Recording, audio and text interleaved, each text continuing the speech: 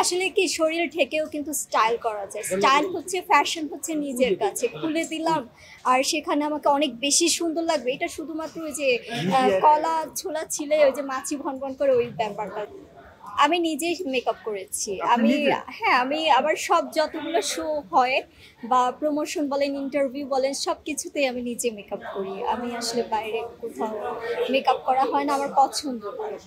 তো আমি ইজিলি খুব মানে যেহেতু আমি বিউটিশিয়ান ছিলাম তো এটা আমার জন্য খুব ইজি। এবং আমি এই যে যে শাড়িটা পরেছি পিয়াল ভাইয়ার আসলে ডিজাইনের শাড়ি পরা, স্লিভলেস ব্লাউজ।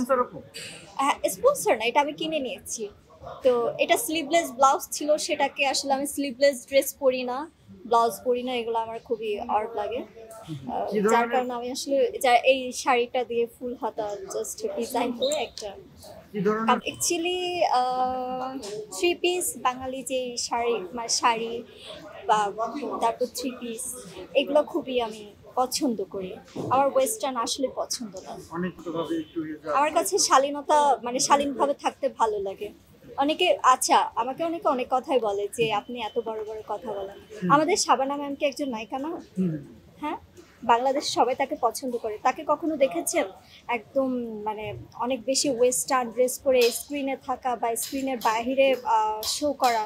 কখনোই নয়। সে নিজেকে রিজার্ভ রেখে শালীনভাবে কিন্তু কাজ করে গিয়েছেন এবং বাংলাদেশের সবার মানুষ মানে মানুষের মন জয় করেছেন। তো আমি চেষ্টা করব যে অভিনয় দিয়ে বা আমার ক্যারেক্টার প্লে করার জন্য যেটা দরকার আমি ওটাই করবো, যেমন যাই করবো শালীনতার মধ্যে। আমাকে কি আজকে এই ড্রেসে ভালো লাগছে না? অবশ্যই অবশ্যই ভালো লাগছে। সবচেয়ে ভালো হয়েছে আজকে।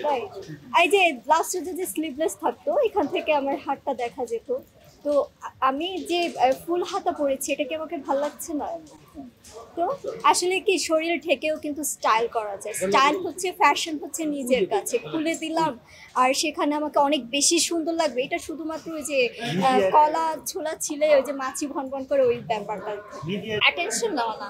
আমার প্রডিউসার ভাই গত 7 বছর আগেও দেখেছে আমি হিজাব বোরকা পরে তার কাছে অডিশন দিতে গিয়েছিলাম, রাইট? আলমুল্লাহ ভাই একটু আসুন।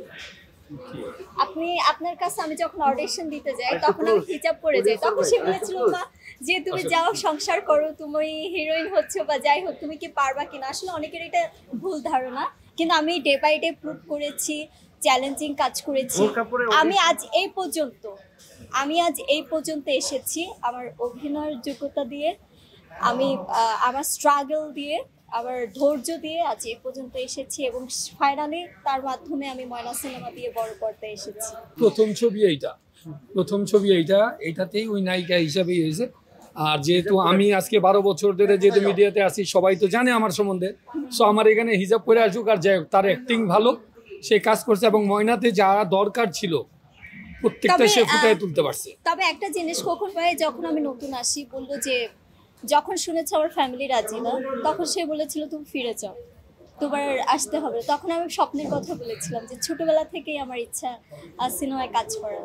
তো বলছে যে আসলে যদি চাও তাহলে লেগে থাকো, ইনশাল্লাহ হবে। তারপর থিয়েটার করলাম, থিয়েটার শেষ করে আসলে চলে আসলাম দহন সিনেমার মাধ্যমে। তারপরে এই যে মুক্তি, তারপরে এই যে ময়না, আর ময়না দিয়ে আসলে বড় পর্দায় নিজেকে প্রেজেন্ট করলাম। আপু